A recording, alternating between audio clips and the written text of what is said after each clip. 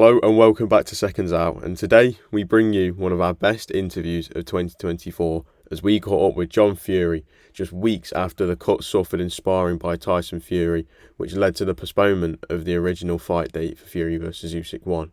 In this interview, we also had him fire back at Carl Froch after some comments made on social media and get his thoughts on Anthony Joshua vs Francis Ngannou, as at the time of the recording it was only just weeks away.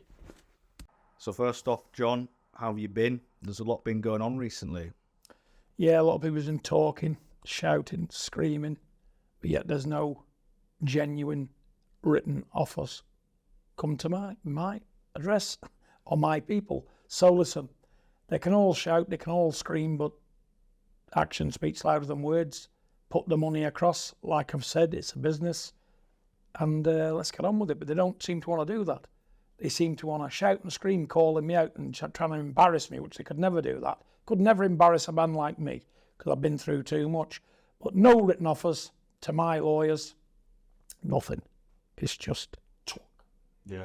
Idle chat. Yeah, because it seems every man and his dog's calling you out these days. Well, do you have a message for them using your name for their various agendas? Well, that's all they're doing, isn't it? And it's a good point, that, Dom, because of that's what they do. They think by mentioning me and people paying them a few £100 to do a podcast to run me down, oh, I want to fight John Fury, I think this, I think that. You know what? Think has caused people a lot of problems in life, hasn't it? Thinking and doing is two different things, but people don't seem to understand that today, do they? But you know what? All those people, I can say, who think they're hard men, all them calling me out, hear this. The way they've gone about it is unprofessional. So therefore, it's caused me to have an instant dislike for these people. So therefore, why would I want to make them any money? You know, but what they can do, have a nice barn at the side of me. All of them think that I'm bothered about fighting. Come down, me and him, or walk in the barn, and the best man will come out. Just me and him. We'll shut the door. We'll lock ourselves in, and the best man will come out of that barn, won't it? Yeah. No money, there's no nothing, there's no fame, there's nothing, only a good hiding for them kind of people. That's if they think they can take me, and I tell you they can't. It's interesting you say that about fame. So we're looking at Carl Froch's YouTube channel, his entire history. Yeah. Do you want to guess the two of the most popular videos on his channel? I just don't know. They're the two of the past month that feature you. Well, there you go. Does that not say all about these people? People today, they want to mention me because I'm Tyson's father, I'm Tommy's father. Tyson's at the top of his game, because if I wasn't their father, they wouldn't be calling me out, they wouldn't want to know you, they wouldn't. Where have they been the last 30 years, these people? I've been around boxing all my life, why didn't you call me out then? It's only since the fame with the boys has come about that they think they can get something out of it. But you know what? I'm not as daft as I look, me. And what I say about those people, if they was to do it properly and get round the table and organise it properly, there wouldn't be a problem. But the way they've gone about it to make themselves look like jolly big balls behind a camera, I won't give them $2. But what they can do is come down, have a big empty barn there, what locks up. Me and them will walk in the barn and the best man will come out with no holds barred. But I'll give you a disclaimer. Serious harm can apply. Can occur. Serious harm can occur on both sides. But I don't give a damn, because fighting's my game. I'm old, but you'll know you've been in a war, let's put it that way. Because I will not give up. Never. If I knock spark out, I can't carry on. But all the time I'm compass mentis and able, I'm there. Throwing. Excellent. So I want to play a quick guessing game with yourself now. This is completely unbiased statistics on Google. So a few of the people who've called you out recently, I'm just going to give you their names, and I want you to guess how many times they're searched per month in Google. So starting off with Joe Egan, how many times do you reckon he's searched for monthly worldwide in Google? Well, probably before he's mentioned my name, very little. But since he's mentioned my name, talk about John Fury, you're going to get Googled, aren't you? That's why they do it, isn't it? So you tell me. So it's 2,600. So 2,600 searches per month. Carl Froch, do you think his monthly search volume is? Again, nobody's interested in retired champions, are they? It's all current, you know, because if they had anything about them, they wouldn't be doing podcasts now for a living, would they? You know, I think they're spent up, don't you, to live this exotic lifestyle. No disrespects, it's all good stuff, but it costs money. You know, if I don't know, tell me, make me laugh. So his monthly search volume is 25,000. Yeah. Chase Demore, he was another one about yourself and Roman. What do you think his monthly search volume is? God only knows. So his is 51,000. The reason I mention this, what do you think your monthly search volume is? If I'm 10. I'll tell you, it's 108,000. Well, So based on them statistics, that's serious, straight up. 108,000 people Google you per month in worldwide. Well, So if all you of look at them, yeah. Joe Egan, if he did want to have a fight, a paid fight, your purse should be 50 times his, basically. Oh, listen, to be honest with you, I don't think they can afford me, tell you the truth. The only people I'm looking at, to be fair, who can really bring the numbers I'm interested in is Mike Tyson. If I don't get him, I'm not really interested in these kind of men because I'm not cheap. And for me to climb back in the ring with any of these men, it's in the M's, not the T's, you know? So that's where we're looking at. And I don't think they can put it up. Or they won't put it up. You know, and like I say, I've had 2 bets now with these so-called multi-millionaires, and both of them's Welshed. Both of them's Welshed. Can you imagine if I did that? Oh, I've had a bet and John Fury's not paid. Well, my name up in lights as a Welsher, a no-good bum. You know, don't take this man's word for nothing. You know, what are these people? I don't think they've got what they say they got. I think it's all crap. You know, because me, I'm honest as the day is long. I haven't got a lot of money. You know, I'm not bothered what people think. I mean, my sons are very rich. But that don't mean to say I'm rich. I wouldn't. What they've got is theirs, and what I've got is mine. But what I've got is good health, contentment, and peace, and I'm happy until people start winding me up. But even though after about 10 minutes I can laugh it off and think, you know what, why am I giving me sense to these cowboys? But it's all fun and games, keeps me into it. And that's why I want to show you them statistics, because you think... Well, I'm amazed. You know, all I can say is thank you to all those people who Google me, you know, but I'm going to make it even more interesting for them as well. You know, because this year when I get going doing different bits of things, you know, I'm going to bring a bit more to my life, you know, and try and help the genuine people out there. Not the cowboys looking for a free ride on somebody else's back. That's never going to happen for these guys. Let them have the 5 minutes of fun. Let people keep paying them the 500 quid a time to run me down on a podcast. You know, because even these people today, they get hold of my sons. They pretend to want to talk to my sons just to talk about me. My lads are a bit like me, daft. They don't understand how it works properly. You know, what they can't get out of me, they go into my sons to get. You know, but they don't know. It's what they're not used to living in a sordid world. I've been in shark-infested waters since I've been born. You know, and I've had these people all around me all my life, and I've learned from experience. You know, I fell over a lot of times. I've crashed a lot of times, but I'm still alive. Excellent. So I think we've cleared that up. Before we move on to other questions, any other final comments you want to give to all these people who are calling you out saying... Listen, there's not a problem. You know, they're never going to get what they think they're going to get out of me, because I'm not that daft. And when I don't like you, I ain't giving you 2 bob. I don't care, unless you pay me a lot of money in the M's. But that's what it's got to be, an awful lot of money, because I think I'm worth it. I think I'm worth it, and at the end of the day, I'm willing to back it up. But let me say this again. Without written offers, contracts to my lawyer, you can shout and talk as much as you want.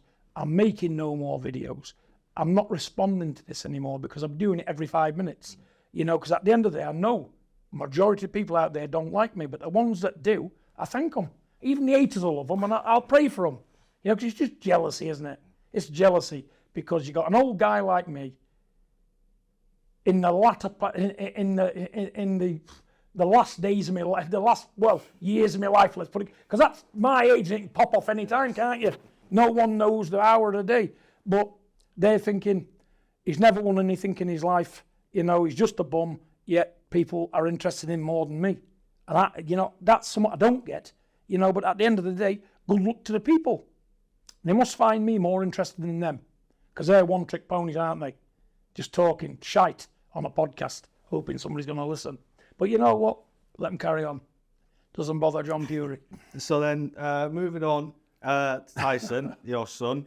Yeah. You're not involved. I know you're not involved. No. I know you're not involved in this camp, but He's looking in good shape. What do you make of his physique? He's looking quite muscular. He's looking good. To be honest with you, you know, I said they would have to impress me, and hands up, they did impress me. He did look well, didn't he? You know, I was very sick about the cut, because when I seen the shape he was in, he must have dedicated, you know, and that pleased me immensely. And I always said 70% of Tyson was too much, but we looked like we was getting more than 70% there, because he looked great, didn't he? Best shape, I think. Listen, I think it's the best shape he's been in since he won the title.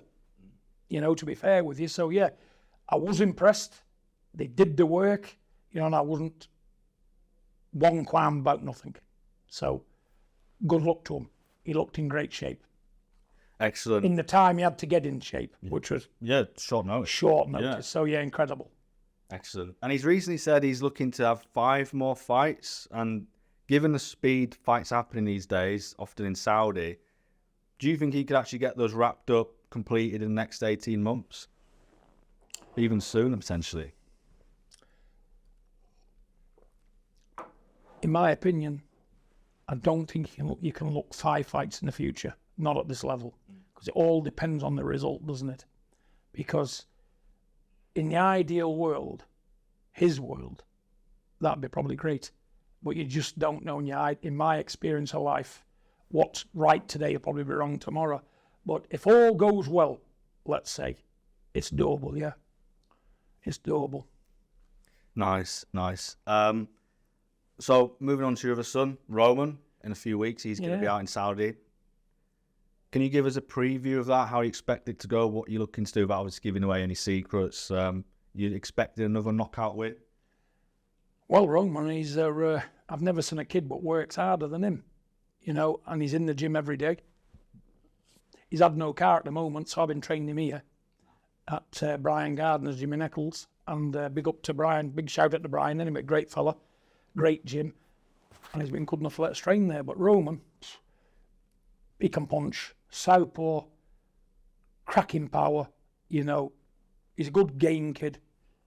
And I see him going far in the game because of his attitude towards it, the way he trains, you know, and he's sparring good quality kids, what's coming from all over the UK, you know, and he's looking really good.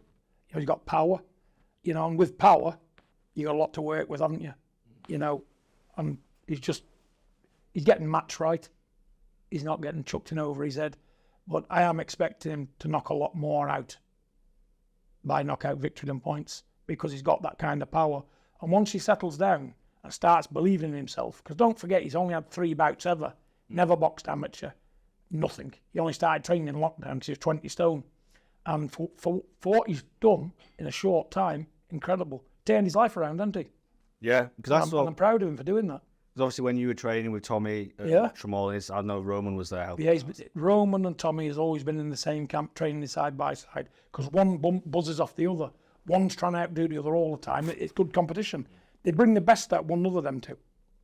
You know, so at the end, it's good to have a training partner, isn't it? Wants as fit as you and as strong as you and want what you want. So, yeah, I just see good things happening for him. You know, whether he's going to win a world title or not's another matter. That's a long way in the future, if it ever happens, which we don't know. But at the moment, this moment in time, I'm more than pleased with him. Yeah. I think he's a decent prospect. He's only 27. 27, He's got years ahead of him. Well, in today's world. Yeah, in today's world. If it, like I say, back when I was boxing, if you was 31 or 2, you was at the end of your career. But now, 42, you're just coming into it, aren't you, by the look of it? Yeah, a lot of heavyweights like these days are all done. Yeah. Is he heavyweight wrong or is he cruiserweight? He's heavyweight. I've moved him up from that, yeah. But he's not a big heavyweight. He's 6'2.5". He's about 15 stone 5. Yeah. But you know, he can move around the ring. He's got good coordination, good power, good brain, thinking about it. And every fight he has, he's just going to improve and come on in leaps and bounds, hopefully. Yeah. Brilliant. I know recently we spoke about Tommy's hand injury, and he's recovering nicely. Is it coming along? Well, you know, I seen a video of the operation the other day, and it was scary, you know. So I think the specialist said it was one of the worst cases he'd ever done. And but he did say it was a success. And it's just time. It is healing, but he's frustrated at the minute because he can't train. And when you're used to training for being 5 years old, when you can't hit the bags, you can't do the pads, you can't spar, it's very frustrating. But I just said, put your feet up, spend some time with your missus and kid, and enjoy the time off. You're just 24-year-old, and just these things happen in life. But he's in the healing process, but everything's going well, yes. Brilliant. And thank you for asking. That's good to hear. Yeah. So, Jake Paul, Logan Paul, influence of fighting, is that what you kind of, when he's back, you're looking at those types of fights, or you're thinking get back into kind of the more, I guess, traditional boxing? If traditional boxing was paying well, it wouldn't be a problem. Like I said in Tommy's case, we will fight anybody out there today if it makes business sense, and the conventional boxing from where Tommy is, he's 10-0, but he's not won any title, something like that. You're getting paid nothing. It's not worth bothering with. Because I feel so sorry for these kids, what's just starting off as pros. They've got 3 and 4-0 and all that. They're better off with a job of work. Because when it takes you 6 weeks to train, you're working at the same time, they're not getting the best out of it, because I've done it. I've been there and done all that myself. And you can never get the best out of yourself because you're doing 2 jobs at once. And they don't get paid enough. What you need to do it right, if you get a good prospect, you need a good sponsor who's prepared to say to you, right, forget everything, concentrate on your job. And if you can't get that, it's not worth bothering with, And Tommy had a stroke of luck, really, because it was meant to be. And I always say, what's for you will not pass you by. Love Island come along, made him an household name, and it gave him a good platform for people to want to do something with him. Yeah. And that's where we've took it. And like now we just do what we've got to do, train and fight. I look at these things, and if it makes good business sense, we're doing it. I don't care if he's fighting Mickey Mouse. If it's good business sense, we're in. Yeah. That's what it is. It's all about fun and games today, because the world's too serious, isn't it? And at the end of the day, if Jake Paul, Logan Paul and co can generate what Tommy's happy with, where's the problem? People's in the fight game for one reason, to change the families' lives, to make their lives better. So if you can have an easy route or an hard route, to pick the hard route, you'd need your brain testing, wouldn't you? Yeah. But if you've got to go the hard route, go down it. But if you haven't, and that's my job, to make sure the route and the path is the right one. Brilliant. And then looking ahead to May, when the fight with your son Tyson's going to take place, Anthony Joshua's come out and said he's ready to step in if... I bet he is. I'd be ready for that kind of money. Yeah, if Fury doesn't make it, or whoever. I thought he was fighting Ngannou. Yeah, so that's in March. Well, is it? Yes, in March. He's got to get past Ngannou first, which is a tall order. How do you what's your thoughts? Like a quick preview. How do you see that one going? Sure, he's a danger man, Ngannou, isn't he? He's a big dude. Believes in himself, fit and strong, able, can punch. He's there in your face, don't mind a tear up. He's got to get past him before he starts. And to be honest with you, Usyk has already beat AJ twice. If he can't beat a man, if you've lost twice, is there going to be that much interest in a third fight? It's only going to be the same thing, isn't it? Usyk outpointing, And I don't know, people just want to see different stuff, don't they? I think what they want to see is what they're geared up to see, Tyson and him. And Tyson will not be pulling out, I'll tell you that now. Yeah. It's going to be an amazing fight. Yeah. So have you seen Tyson since he's come back to you? No. No, I haven't seen him, no. And then just a quick preview on Zhang versus Joseph Parker. How do you see that one going? That's in March, so it's the undercard. Yes, that's the undercard to Knockout Chaos. Or it's the co-main event, Joseph Parker versus Zhilei Zhang. Who's the main event? That'll be Joshua and Garner. Okay, it's in Saudi. Yeah. Well, I'm out there, aren't I? Well, I'm there with Roman, so... Well, fair play to Joe Parker. He's got a set, and he's probably getting well paid, but why not? But Zhang, difficult guy to beat.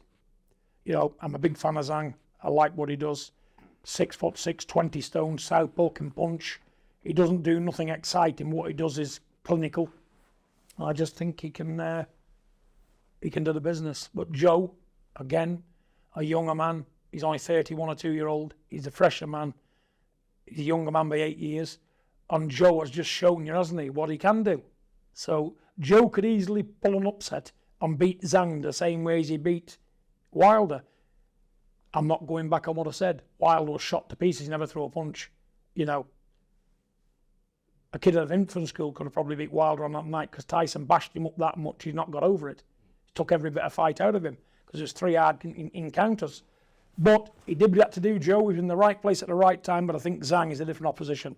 Still fresh, still strong, still hungry, not got a 100 million mile on the clock, and he's banging with both hands and he's a bloody southpaw. But great fight. Big up to Joe Parker. He's getting him with the right guys. He must be getting well paid, so he's making good business sense. So the kid's there. Joe Parker is capable of beating anybody. He's been a former world champion. He's got good boxing skills. He's got plenty of bottle. He's tough.